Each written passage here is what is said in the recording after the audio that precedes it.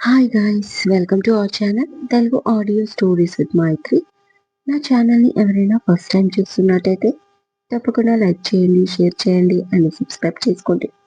Miss Lakkamamba part 68. ఇక late చేయకుండా స్టోరీలోకి వెళ్ళిపోదాం. మమ్మీ ప్లీజ్, శౌర్య అలాంటి వాడు కాదు. ఇన్ని రోజుల నుంచి నేను ప్రేమ ప్రేమ అని తన వెంట పడుతున్నా. ఏ ఒక్క రోజు కూడా నాతో లిమిట్ క్రాస్ చేసి బిహేవ్ చేయలేదు. అట్లీస్ట్ మాట్లాడలేదు. అలాంటి మంచి వ్యక్తి శౌర్య అనగానే నువ్వు నోరు మూసుకో. నిప్పులేందే పొగరాదు. ఏ తల్లిదండ్రులైనా తమ బిడ్డకు మంచి జరగాలని చూస్తారు. మేము కూడా అలాంటి తల్లిదండ్రులమే స్వీటీ.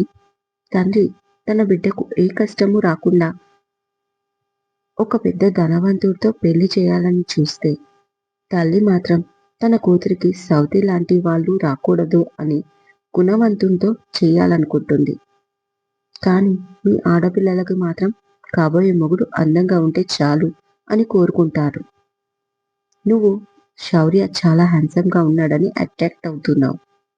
మీ డాడీ అనుకున్నట్లుగా శౌర్యకి పెద్ద ఆస్తిపాస్తులు లేవు. అయినా అబ్బాయి మంచివాడు కదా అని నేను నీకు సపోర్ట్ చేశాను. అట్లీస్ట్ మీ నాన్న కోరిక తీరుకున్నా నా కోరిక నీ కోరిక తీరుతుంది అనుకున్నాను. కానీ మీడియాలో చూస్తుంటే కనీసం ఆ అబ్బాయి గుణవంతుడిలాగా కూడా అనిపించడం లేదు. ఇంకెందుకమ్మా అతనితో నీకు లవ్? నువ్వు నీ కుటుంబాన్ని దూరం చేసుకోవడానికి తప్ప ఎందుకు పనికిరాని ప్రేమ? అంటుంది కోపంగా రజని. మమ్మీ ఏంటి ఇది? నీ మాటలు వింటుంటే నాకు భయంగా ఉంది. ఇప్పుడు తీసుకెళ్లి నాకు పెళ్లి చేసేస్తారా అని కోపంగా అడుగుతుంది అనిక. నువ్వు ఎలాంటి బెట్టు చేయకుండా కామ్గా వస్తే, వచ్చిన తర్వాత కూడా మీ డాడీకి అగనిస్ట్‌గా మాట్లాడకుండా ఉంటే అలాంటిదేమీ జరగదు. కాదు, శౌర్య మంచివాడు. నేను అతన్నే పెళ్లి చేసుకుంటాను అది ఇది అంటే మాత్రం నెక్స్ట్ మీ డాడీ పెళ్లి ఆలోచన అదే అయ్యుంటుంది. కాబట్టి ఆయనకి కోపం తెప్పించకుండా సైలెంట్‌గా ఉండు. ముఖ్యంగా శౌర్యాన్ని మర్చిపోవడానికి ట్రై చెయి. అతను నువ్వు అనుకునేంత మంచివాడైతే కాదు.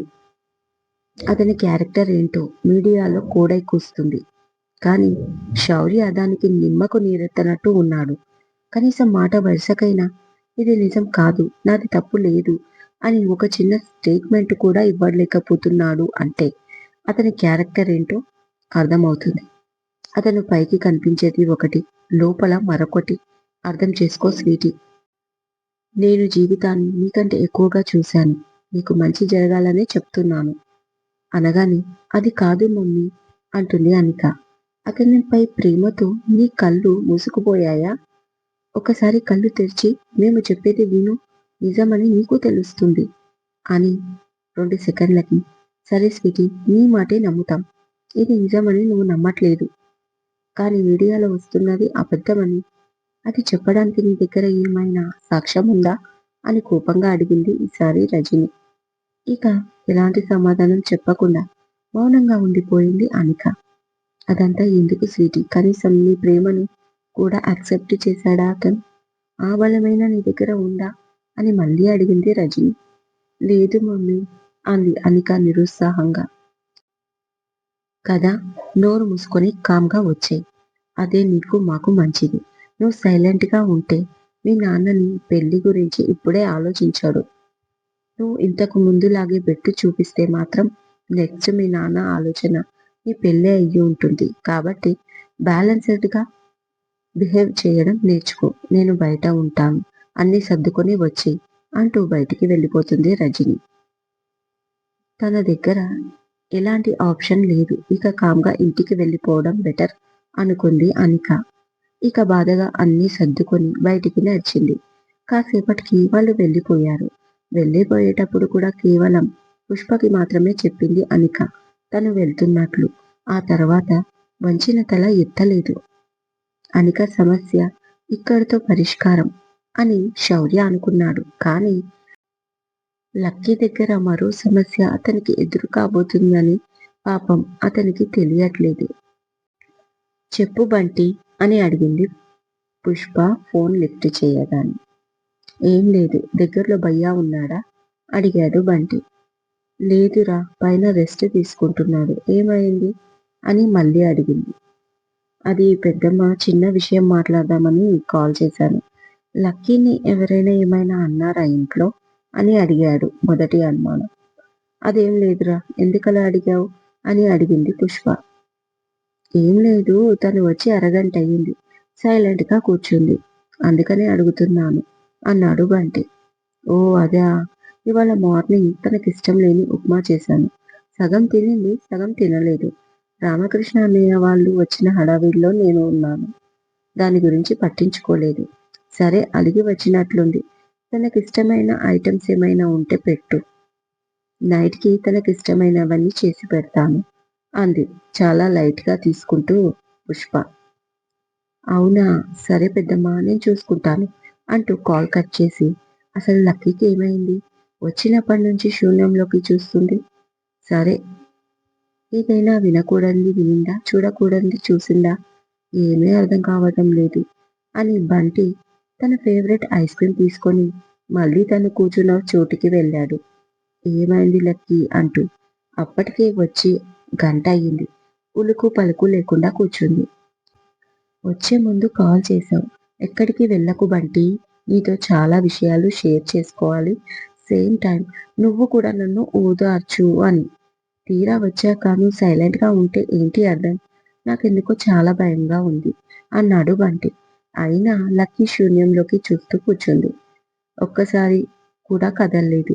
ఎందుకైనా మంచిది అని కూల్ డ్రింక్స్, పిజ్జా, బర్గర్ ఇంకా రకరకాల వెరైటీ ఐటమ్స్ అన్నీ తెచ్చి పెట్టాడు. అయినా తనని కదిలించలేకపోయాడు. దాంతో షాక్ అయిన బంటి వెంటనే పుష్పకి కాల్ చేశాడు.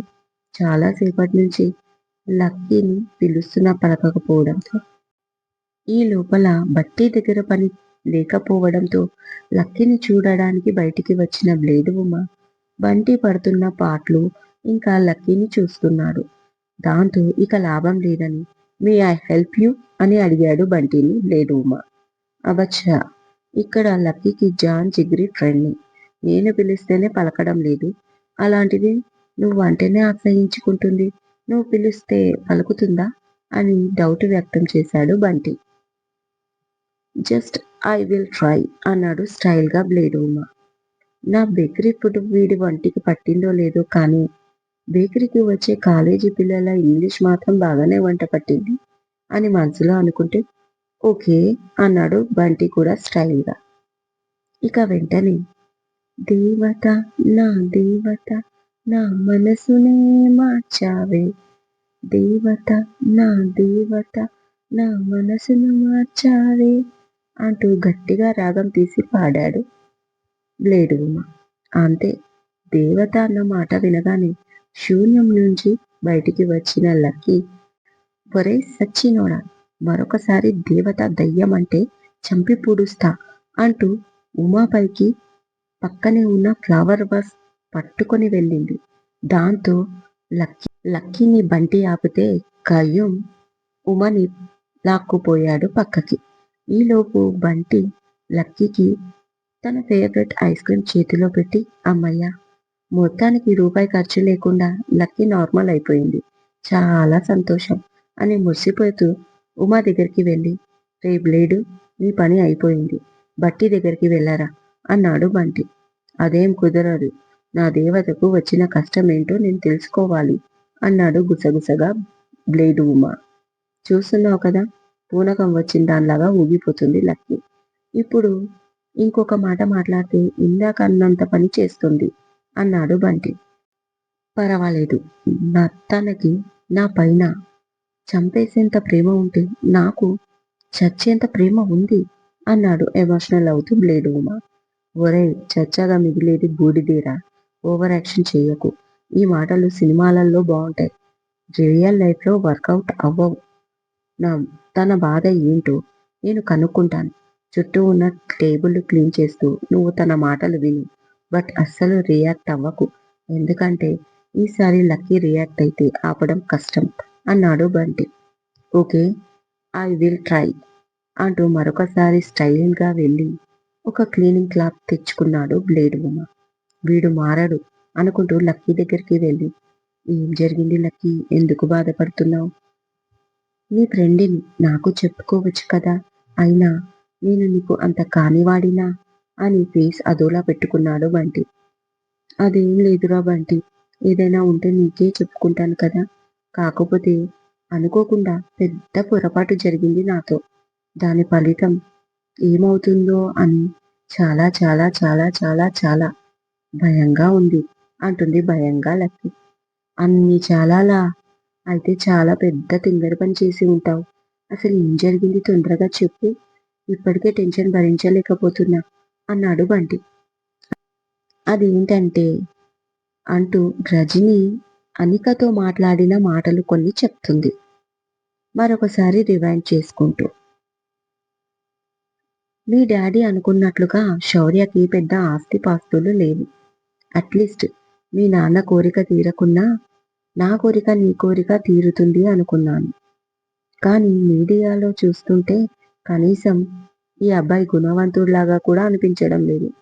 ముఖ్యంగా శౌర్యాన్ని మర్చిపోవడానికి ట్రై చెయ్యి. అతను నువ్వనుకున్నంత మంచివాడేం కాదు. అతని క్యారెక్టర్ ఏంటో మీడియాలో కోడై కూస్తుంది. కానీ శౌర్య నిమ్మకు నీరెత్తనట్టు ఉన్నాడు. ఓ మాట వరుసకైనా ఇది నిజం కాదు, నాది తప్పు లేదని చిన్న స్టేట్మెంట్ కూడా ఇవ్వలేకపోతున్నాడు. అంటే అతని క్యారెక్టర్ ఏంటో అర్థమవుతుంది. అతను పైకి కనిపించేది ఒకటి, లోపల ఇంకొకటి. అర్థం చేసుకో స్వీటీ. మేము చెప్పేది నిజమని నీకు నమ్మకం లేదు కదా! పోనీ మీడియాలో వస్తున్నది అబద్ధమని కూడా చెప్పడానికి నీ దగ్గర ఏమైనా సాక్ష్యం ఉందా? ఇలాంటి కొన్ని మాటలు రజని మాట్లాడినవి లక్కీ బ్రెయిన్‌లో ఉండిపోయాయి. అవన్నీ బంటికి చెప్పి బాధపడుతుంది. అవన్నీ విన్న బంటి, ఇవన్నీ మాటలు మాట్లాడుతుంటే భయ్యా ఏమీ అనలేదా? అని అడిగాడు. ఆమె అనికని రూమ్‌లోకి తీసుకెళ్ళి మాట్లాడింది. నేను దొంగచాటుగా విన్నాను అంది లక్కీ. ఓహో! అదా విషయం. నువ్వేమీ బాధపడకు లక్కీ. ఆవిడ అన్న దాంట్లో అసలు నిజం లేదు. మా భయ్య ఏంటో మనకు తెలీదా? అసలు ఆవిడెవరు మా భయ్య క్యారెక్టర్ డిసైడ్ చెయ్యడానికి? అయినా ఆవిడ అనితకు బుద్ధి చెప్పుకోవడానికి లేనిపోనివి సృష్టించింది. అంతే. నిజంగా వాళ్ళ మనసులో అలాంటి ఉద్దేశం ఉంటే అదేదో డైరెక్ట్‌గా అనేవాళ్ళు. అంత దమ్ము ధైర్యం వాళ్ళకు లేదు. అయినా అసలు బాధపడకు నువ్వు అంటూ ఓదార్చాడు బంటి.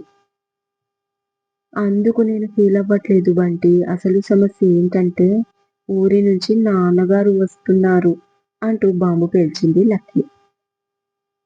ఇదైతే నాకస్సలు అర్థం కాలేదు. ఎందుకు వస్తున్నారు? అడిగాడు బంటి.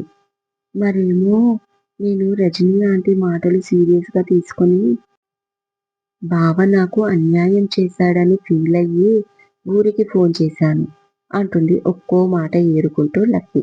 వెయిట్. ఇప్పటి వరకు బాగానే అర్థమైంది.